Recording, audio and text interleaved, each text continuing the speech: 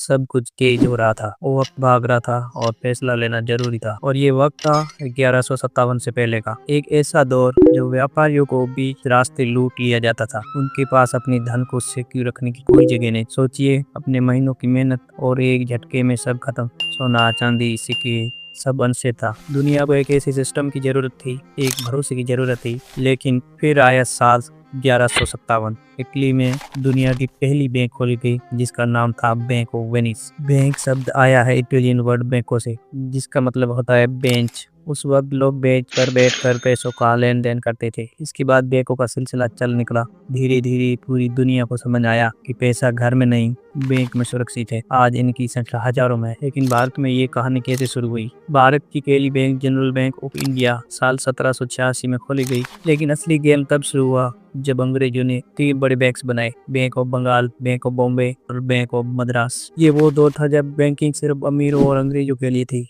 आम आदमी बैंक के दरवाजे तक भी नहीं जा सकता था। इन 3 बैंक्स को बाद में मिला दिया गया और बना इंपीरियल बैंक ऑफ इंडिया, जिसे हम और आप state bank of India SBI के नाम से जानते हैं। लेकिन तब भी एक प्रॉब्लम थी, बैंक्स मनमानी करते थे, कभी कभी बंद हो जाते थे। इसलिए 1935 में एंट्री हुई बैंक्स के बाप की, यानी रिजर्व बैंक ऑफ इंडिया, ताकि सब बैंक्स पर नजर रखी जा सके। सबसे बड़ा बदलाव आया 1969 में, जब सरकार ने 14 बड़े प्राइवेट बैंक्स नेशनलाइज किया। इस फैसले ने बैंकिंग को महलों से निकालकर गांव-गांव तक पहुंचा दिया। अब किसान और मजदूर भी बैंक में अपना कदम रख सकते थे। फिर आया 1991 का दौर। कंप्यूटर्स आए, एटीएम्स आए और बैंकिंग पूरी तरह बदल गई। जो सफर 1157 में इटली के एक बेंच से शुरू हुआ था, आज वो हमारी जेब में आ चुका है। आज हमें बैंक जाने की जरूरत तक नहीं है, बैंक हमारे फोन में है। यूपीआई और डिजिटल इंडिया ने बैंकिंग की परिभाषा ही बदल दी है। तो अगली बार जब आप क्यूआर कोड स्कैन करें तो याद रखिएगा, इस एक स्कैन के पीछे हजारों सालों का संघर्ष और इतिहास छुपा हुआ है।